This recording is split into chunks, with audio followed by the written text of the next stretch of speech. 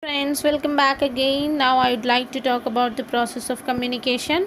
This is the process of communication: sender, message, encoding, media, receiver, decoding, and feedback. Now, sender. We'll discuss deeply, step by step. Sender. Sender is nothing but the person, the one who sends the message. The sender is sending the message, which may be a thought, idea, symbol, picture, whatever it is, a report, an order, posture, and gestures, whatever it is. So, this person is sending the message, which may be thought, idea, symbols, gestures, postures, an order, etc. So, that's what we can call it. This sender is an initiator of the message. Next, second step of process is message. Here the sender wants to convey the message to the receiver. This is the message, is the content. So it is the information conveyed by words, as in speech, or else write-ups, pictures, signs, symbols. So this sender is giving the message by using symbols, by using speech, by using write-ups, by using pictures, by using signs. And the next third step of process of communication is encoding. Encoding is the transforming the message into an appropriate medium. Appropriate medium is nothing but it depends upon the situation. It would be verbal communication and it would be non-verbal communication. Verbal communication is nothing but oral communication. Speech, the process, sending, and receiving messages with words, including writing and sign language. Here in the verbal communication we can observe the spoken as well as written also. Coming to that non-verbal communication, we can give the message with our eye contact, with our facial expressions, with our gestures, with our postures also we can give the message. That we can call it non-verbal communication. Next step is media. Media is nothing but it refers to the channel or medium through which the message is transmitted. The message may be written or oral. It may be transmitted via computer, mobile phones, some apps, or television, etc. So here we are giving the message through television or else mobile phones, telephone, some apps, via computer also. Next main step is receiver. Receiver is the person or a group of person for which the message is meant for.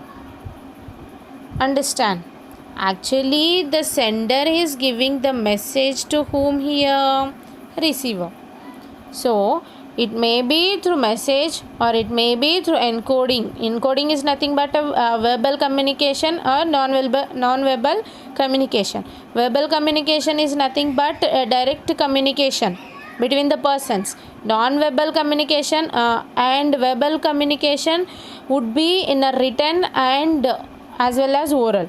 Coming to that non-verbal communication, it is depend upon the situation. We can give the message with our eye contact. We can give the message with our facial expressions, postures, gestures, etc.